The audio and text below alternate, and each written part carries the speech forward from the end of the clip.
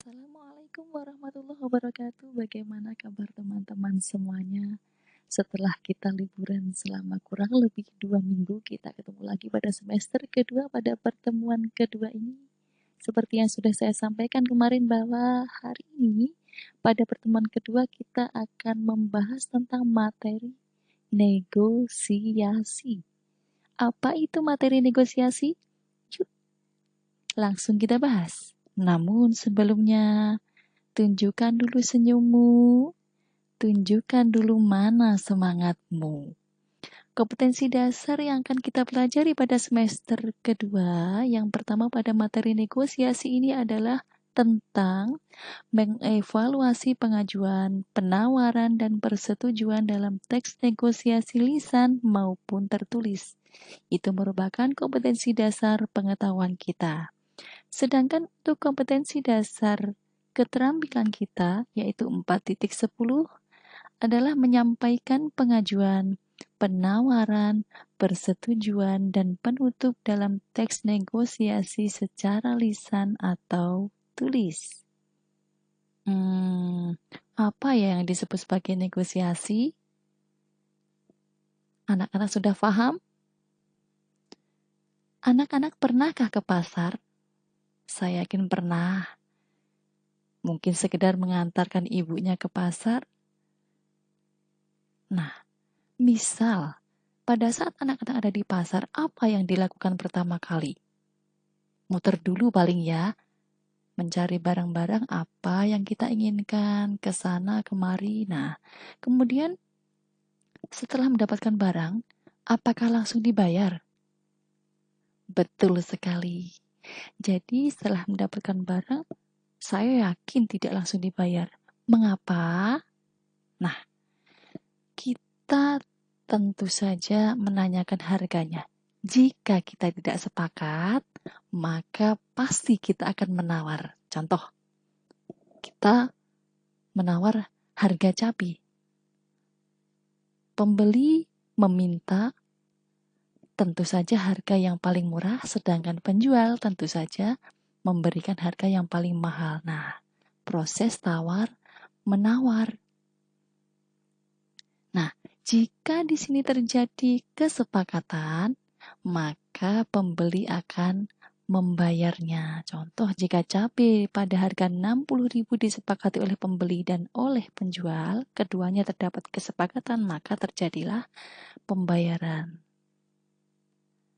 Dan hasil akhir dari negosiasi adalah sepakat atau tidak sepakat.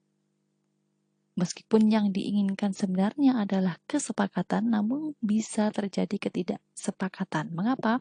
Misal, pembeli menginginkan harga cabai pada harga 55.000, namun penjual tetap kekeh menjual cabai dengan harga 60.000, maka tidak terjadi kesepakatan. Sekilas apa itu negosiasi akan kita bahas berikutnya. Kita lanjutkan. Sebenarnya pengertian negosiasi adalah bentuk interaksi sosial saat pihak-pihak yang terlibat berusaha saling menyelesaikan tujuan yang berbeda dan bertentangan. Orang yang melakukan negosiasi disebut sebagai negosiator. Nah, dalam proses jual beli tadi yang disebut sebagai negosiator adalah pembeli. Nah, apa yang dimaksud dengan tujuan yang berbeda? Pembeli bertujuan untuk mendapatkan barang dengan harga yang diinginkan. Penjual bertujuan menjual barang dengan harga yang diinginkan atau mendapatkan keuntungan.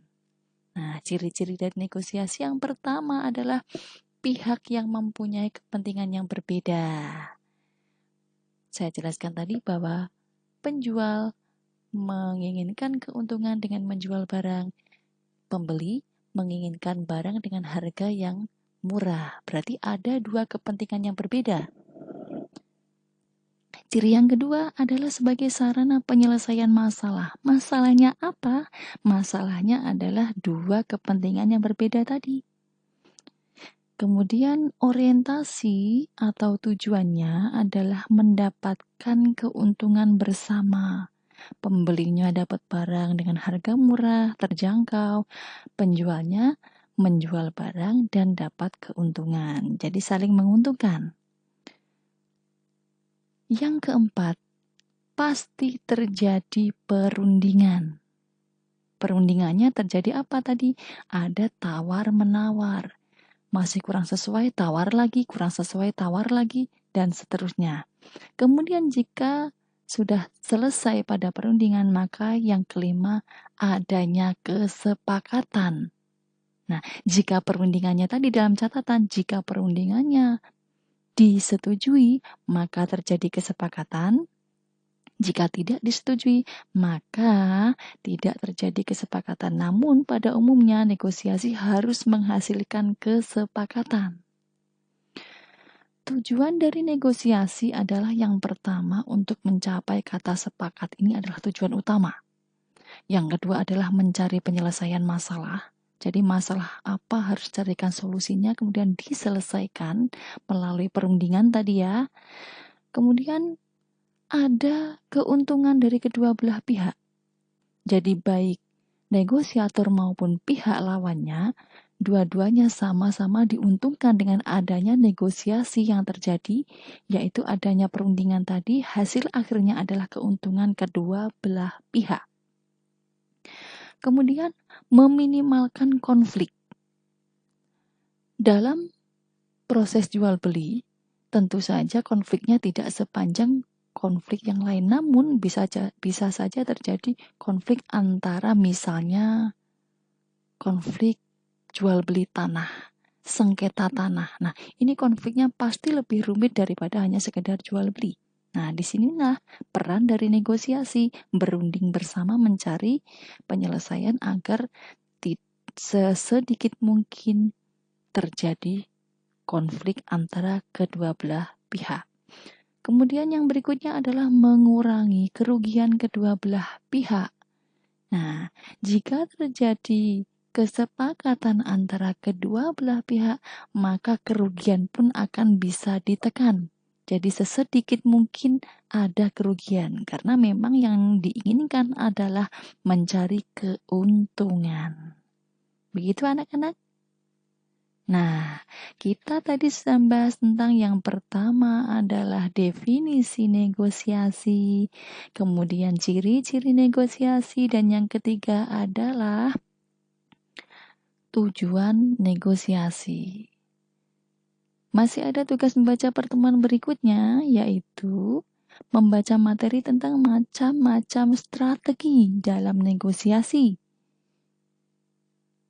Kemudian, untuk presensi hari ini, masing-masing anak menyampaikan hasil membaca tentang pembahasan di atas.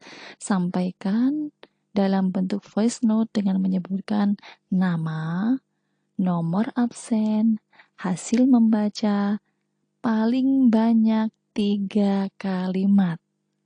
Jangan lupa, paling banyak 3 kalimat. Masing-masing anak harus berbeda jawabannya. Gunakan kalimatmu sendiri. Jika ada yang sama, maka yang kedua harus mencari jawaban lain. Jangan lupa, membaca untuk pertemuan berikutnya akan kita bahas tentang strategi dalam negosiasi. Semangat membaca, jangan lupa tetap jaga kesehatan, jaga imun, jaga iman, dan jaga jarak aman.